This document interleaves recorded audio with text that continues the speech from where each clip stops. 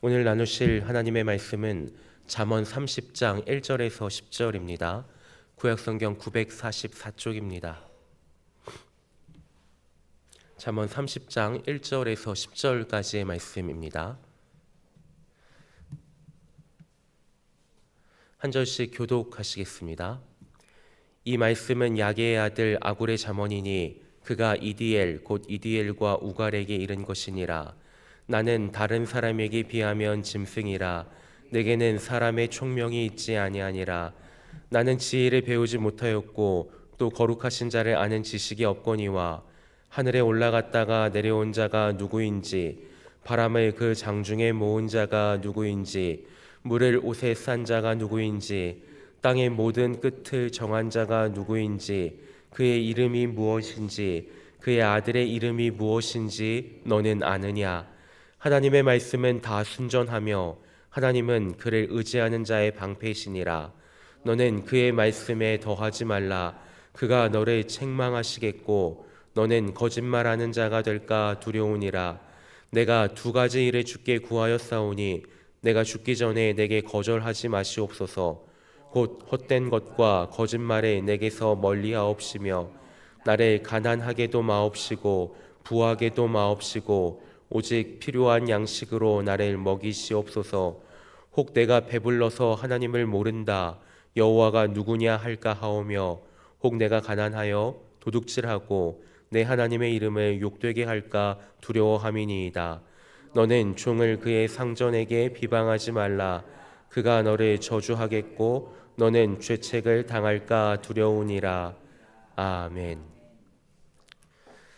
우리가 살아가는 이 시대는 자기 자신을 스스로 증명해야 하는 시대라고 합니다. SNS와 여러 매체들을 통해서 끊임없이 나는 이만큼 아는 사람이라고 또 나는 이렇게 잘 살고 있노라고 외치고 있습니다. 모르는 것은 부끄러운 것이고 부족한 것은 감춰야 할 약점이 되었습니다. 스스로가 꽤 괜찮은 사람이고 쓸모있는 존재임을 드러내려고 부단히 노력하며 살아갑니다. 그런데 오늘 우리가 읽은 이 성경 말씀은 세상의 이러한 가치관을 완전히 뒤엎는 한 사람의 고백으로 시작하고 있습니다. 그의 이름은 아굴입니다. 그는 잠언의 일부를 기록할 만큼 지혜로운 사람이었지만 하나님 앞에서 자신의 무지와 한계를 처절하게 고백하는 것으로 그의 잠언을 시작합니다. 오늘 아굴의 고백과 이 기도를 통해서 하나님을 경외하는 사람의 지혜가 어디에서 시작되고 우리의 기도가 무엇을 향해야 하는지 그 원리를 함께 나누고자 합니다. 아굴은 첫 번째로 참된 지혜가 자기 자신의 무지를 인정하는 것에서부터 시작된다고 가르쳐 줍니다. 2절에서 3절입니다. 나는 다른 사람에게 비하면 짐승이라. 내게는 사람의 총명이 있지 아니하니라. 나는 지혜를 배우지 못하였고 또 거룩하신 자를 아는 지식이 없거니와. 아굴의 자기 고백입니다. 그는 자신을 이성이 없는 짐승에 비유하면서 사람이라면 마땅히 가져야 할 총명과 지혜가 자기 자신에게는 없다라고 그렇게 말합니다. 이어지는 질문들을 보면 이것이 그냥 위선적인 겸손이 아니라는 사실을 잘 알 수가 있습니다. 4절입니다. 하늘에 올라갔다가 내려온 자가 누구인지 바람을 그 장중에 모은 자가 누구인지 물을 옷에 싼 자가 누구인지 땅의 모든 끝을 정한 자가 누구인지 그의 이름이 무엇인지 그의 아들의 이름이 무엇인지 너는 아느냐. 이 크고 거대한 질문 앞에서 인간은 그저 침묵할 수밖에 없습니다. 하늘과 바람과 물과 땅 그리고 온 우주 만물을 창조하시고 다스리시는 하나님 앞에서 인간의 지식이 얼마나 보잘것없겠습니까? 우리는 당장 내일 일도 알지 못하고 우리 몸에 작은 세포 하나조차 마음대로 할 수 있는 것이 하나도 없습니다. 아굴은 바로 이 창조주 하나님과 피조물인 자기 자신 사이에 있는 압도적인 차이를 깨달았던 것입니다. 세상은 우리에게 더 많이 배우고 더 많이 알아야 한다고 말합니다. 그러나 신앙의 출발점은 그 반대입니다. 나의 한계와 나의 무능, 나의 무지를 하나님 앞에서 정직하게 그리고 겸손하게 인정하는 것입니다. 하나님, 저는 아무것도 모릅니다. 하나님께서 알려주시지 않으면 저는 한 걸음도 나아갈 수 없습니다. 이 고백이야말로 하나님의 지혜가 나에게 부어지는 시작이고 통로입니다. 세상의 방법과 하나님의 방법은 이렇게나 정반대입니다. 아굴은 두 번째로 자신의 무지를 깨달은 자가 붙들어야 할 유일한 것이 무엇인지를 가르쳐 줍니다. 5절에서 6절입니다. 하나님의 말씀은 다 순전하며 하나님은 그를 의지하는 자의 방패시니라. 너는 그의 말씀에 더하지 말라. 그가 너를 책망하시겠고 너는 거짓말하는 자가 될까 두려우니라. 자신의 무지를 깨달은 사람은 그것 때문에 절망하거나 방황하지 않습니다. 그가 나아갈 길이 이제 너무나 분명해졌기 때문입니다. 바로 하나님의 말씀입니다. 아굴은 하나님의 말씀이 다 순전하다라고 선포하고 있습니다. 순전하다는 것은 불순물이 전혀 섞여 있지 않은 완전한 상태를 의미합니다. 세상의 지식은 오류가 있을 수밖에 없고 계속해서 변하기 마련이지만 하나님의 말씀은 완전하며 영원히 변하지 않는 진리입니다. 그렇기 때문에 하나님께서는 그 말씀을 의지하는 자의 방패가 되어 주십니다. 6절의 경고가 그래서 중요합니다. 너는 그의 말씀에 더하지 말라. 완전한 말씀에 불완전한 내 생각이나 세상의 가치관을 섞지 말라는 것입니다. 우리는 말씀을 내 입맛대로 해석하거나 내게 유리한 부분만을 취하려는 유혹을 받곤 합니다. 그러나 그것은 하나님의 말씀을 의지하는 것이 아니라 여전히 나 자신을 의지하려는 교만한 시도일 뿐입니다. 하나님께서는 그것을 책망하시고 그런 자를 거짓말하는 자라고 부르십니다. 우리의 연약함과 무지함에 대한 유일하고도 완벽한 해답은 오직 하나님의 말씀뿐입니다. 그 말씀을 있는 그대로 믿고 의지할 때 그 말씀이 우리의 삶을 모든 공격으로부터 지켜주는 견고한 방패가 되어줄 것입니다. 마지막으로 아굴은 지혜로운 자의 기도가 어떠해야 하는지를 자신의 기도로 보여주고 있습니다. 7절에서 8절입니다. 내가 두 가지 일을 주께 구하였사오니 내가 죽기 전에 내게 거절하지 마시옵소서. 곧 헛된 것과 거짓말을 내게서 멀리하옵시며 나를 가난하게도 마옵시고 부하게도 마옵시고 오직 필요한 양식으로 나를 먹이시옵소서. 자신의 무지를 인정하고 하나님의 말씀을 붙든 아굴이 평생을 걸고 드리는 기도입니다. 그는 먼저 헛된 것과 거짓말을 내게서 멀리 해달라라고 기도합니다. 여기서 헛된 것은 허무하고 아무런 가치 없는 우상이나 세상의 헛된 욕망을 의미합니다. 거짓말은 단지 입으로 하는 거짓을 넘어 거짓된 삶의 방식과 위선적인 태도, 그 모든 것들을 포함하는 것입니다. 이 기도는 세상의 거짓된 가치관에 속지 않고 하나님 앞에서 진실하고 정직한 사람으로 살게 해달라는 영적인 순결을 위한 간절한 기도입니다.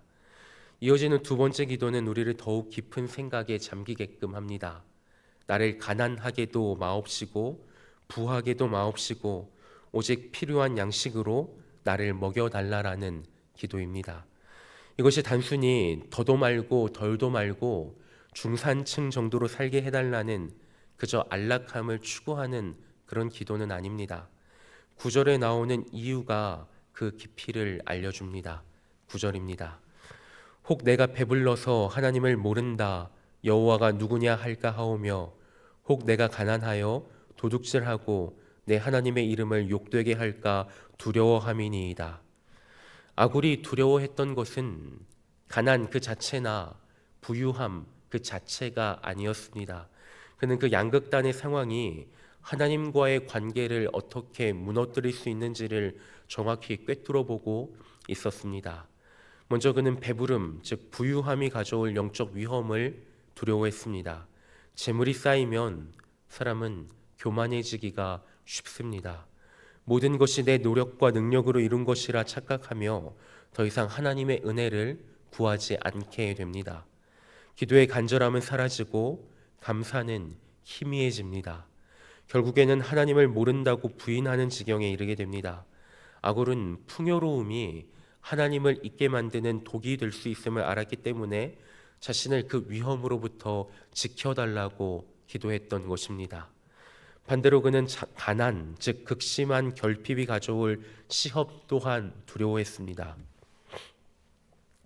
당장 먹을 것이 없고 살아갈 길이 막막해지는 절박한 상황이 부닥치면 사람은 쉽게 무너질 수 있습니다. 생존의 문제 앞에서 신앙의 원칙을 버리고 도둑질과 같은 죄를 짓기가 쉬워지고, 더 나아가서 하나님은 왜 나를 돌보지 않으시는가라며 하나님을 원망하고 그 이름을 욕되게 할 수도 있습니다. 아굴은 자신이 그런 극한의 시험을 이겨낼 만큼 강하지 않은 사람이라는 것도 잘 알고 있었습니다. 그래서 그런 시험에 들지 않게 해달라고 기도할 수밖에 없었던 것입니다. 그렇기 때문에 그가 구한 것은 오직 필요한 양식이었습니다. 하루하루 하나님의 공급하심이 없이는 살 수 없음을 고백하는 하나님을 향한 위대한 신뢰의 기도입니다.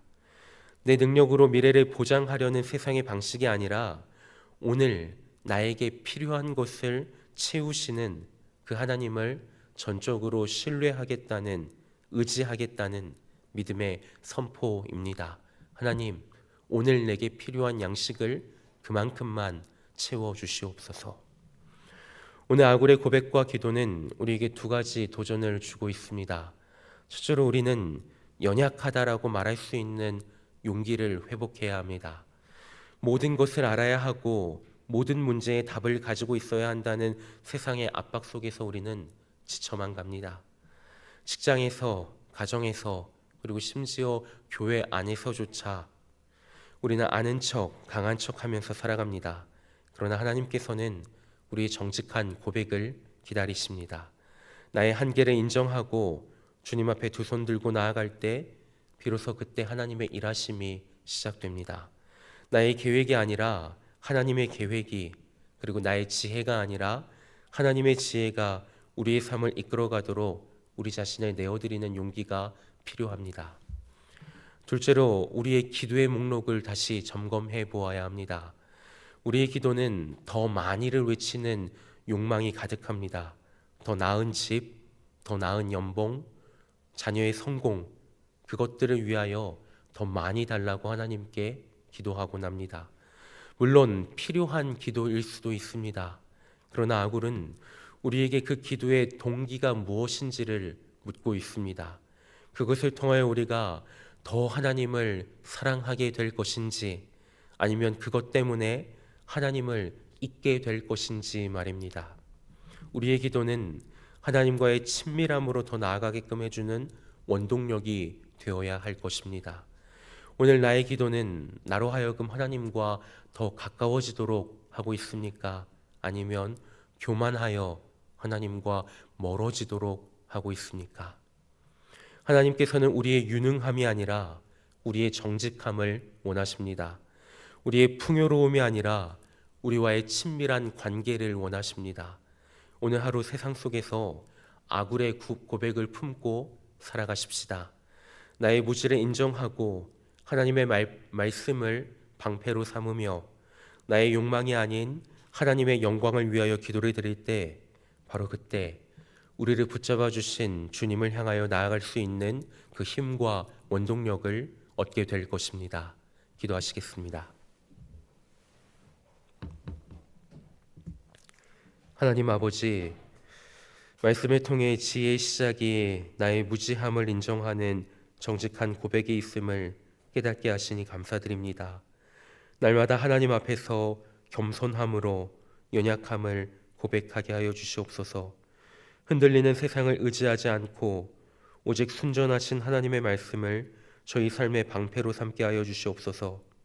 저희의 기도가 세상의 욕심을 구하는 기도가 되지 않게 하시고 하나님의 이름을 욕되게 할까 두려워했던 아굴의 마음을 품고 오직 주님만으로 만족하는 삶을 살게 하여 주시옵소서. 예수님의 이름으로 기도드립니다. 아멘.